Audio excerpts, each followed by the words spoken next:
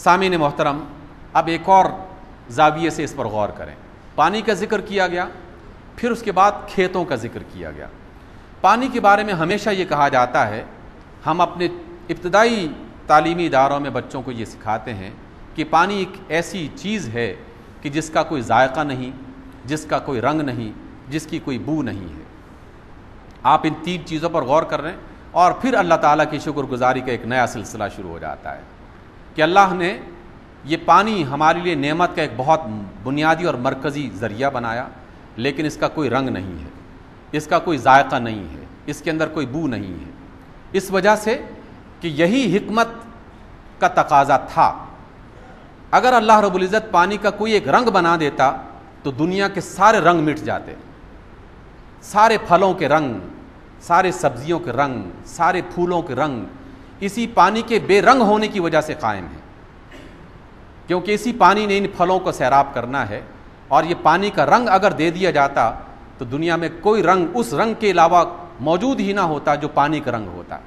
اللہ نے اس کو بے رنگ بنا دیا تاکہ یہ اس کی دنیا رنگین رہے، اور ہر درخت میں آپ کو 1000 طرح کے رنگ دکھائی دیں، اور ہر پھول بوٹے میں اور پھلوں اور سبزیوں میں اور پھولوں میں اور پرندوں میں اور حشرات میں اور کیڑوں مکوڑوں میں اور انسانوں میں اور اس کی نباتات کی دنیا میں، حتیٰ کہ اس کی زمین پر آپ کو رنگوں کی ایک آباد دنیا نظر آئے۔ اس وجہ سے اس نے اپنے پانی کو بے رنگ بنا دیا، اس نے اپنے پانی کو بے ذائقہ بنایا، اس کے اندر کوئی ذائقہ نہیں ہے، یعنی اس کا اپنا نہ وہ میٹھا ہے، نہ وہ کھٹا ہے، نہ وہ کڑوا ہے۔ یہ بھی اسی وجہ سے کہ پانی کو بے ذائقہ بنایا ہے تاکہ دنیا کے سارے ذائقے محفوظ ہو سکیں۔ اگر پانی کا کوئی ایک ذائقہ بھی ہوتا تو دنیا کے سارے پھلوں کا وہی ذائقہ ہوتا، دنیا کے سارے اناج کا وہی ذائقہ ہوتا، دنیا کے سارے درختوں کا وہی ذائقہ ہوتا، حتیٰ کہ نباتات کے ساتھ رہنے والے کیڑوں مکوڑوں کے اندر بھی وہی ذائقہ سرایت کر جاتا۔ یہ اللہ رب العزت کی خصوصیت کے ساتھ، اس کی محبت ہے انسانوں کے ساتھ، انسانی دنیا کے ساتھ، اور اس کی یہ نعمت کا ایک نیا انداز ہے کہ اس نے اپنے پانی کو، اپنی اس بڑی نعمت کو بے ذائقہ بنایا تاکہ دنیا کے سارے ذائقے محفوظ ہو سکیں۔ اس نے اپنے پانی کو، سب سے بڑی نعمت کو، مہک سے محروم رکھا کہ تمہارے اندر کوئی مہک نہیں ہوگی، اور وہ بھی اسی وجہ سے تاکہ دنیا میں 1000 طرح کے جو اس نے پھول اور پھل بنا رکھے ہیں ان کی مہک قائم رہ سکے، ان کی خوشبو قائم رہ سکے۔ اگر اس پانی کے اندر کوئی مہک ڈال دی جاتی تو دنیا کی ساری خوشبوئیں ختم ہو جاتی، اور دنیا کے ساری یہ جتنی بھی بو کے مختلف انداز ہیں یہ بھی ملیا میٹ ہو جاتے۔ دیکھیے یہ غور و فکر کی باتیں ہیں، اسی وجہ سے تو اللہ تعالیٰ نے کہا ہے کہ کھجور کھاتے ہوئے غور کیا کرو، انار کھاتے ہوئے غور کیا کرو، انگور کھاتے ہوئے غور کیا کرو، گندم کا استعمال کرتے ہوئے غور کیا کرو، اس لیے کہ اس میں غور کرنے والوں کے لیے نشانیاں ہیں۔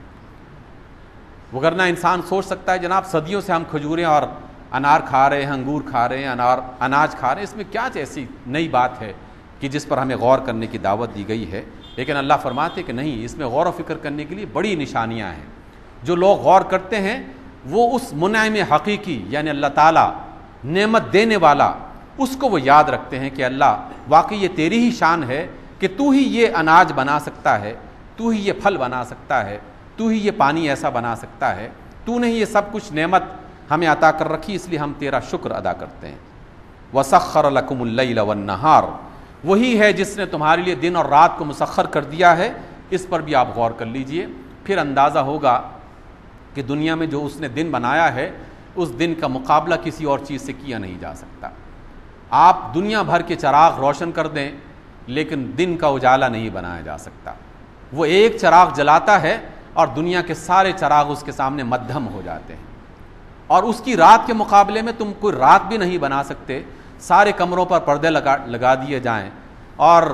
شہروں پر شامیانے بچھا دیے جائیں، تب بھی اس جیسی رات بچھائی نہیں جا سکتی۔ اس لیے فرمایا کہ اس نے تمہارے لیے دن اور رات بنا لیے ہیں، اس پر بھی کبھی غور کیا کرو۔ وہ جب چاہتا ہے اس سورج کو نکال کر تمہارے لیے دن بناتا ہے، اور وہ جب چاہتا ہے وہ رات بناتا ہے، اور اس نے ایک سسٹم بنا دیا ہے، یہ بھی تمہاری زندگی کو قائم دائم رکھنے کے لیے۔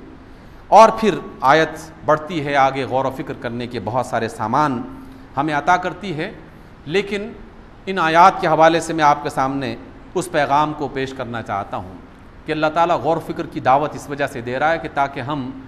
اس اللہ کو یاد کریں، اس کی شکر گزاری کی زندگی بسر کرنے کی کوشش کریں. اور شکر کرنا ایک اتنی بڑی عبادت ہے، اتنی بڑی عبادت ہے کہ جس کا کوئی اندازہ نہیں لگایا جا سکتا. اور یہ موضوع کبھی ختم نہیں ہوگا، آئندہ بھی چلے گا اور چلتا ہی رہے گا مختلف انداز میں. لیکن آپ آج کی جمعے کے بعد جب اپنے گھروں میں جائیں، اپنے دفتروں میں جائیں اور آج کے دسترخوان پہ بیٹھ کے جب کھانا کھانا چاہیں اور پانی پینا چاہیں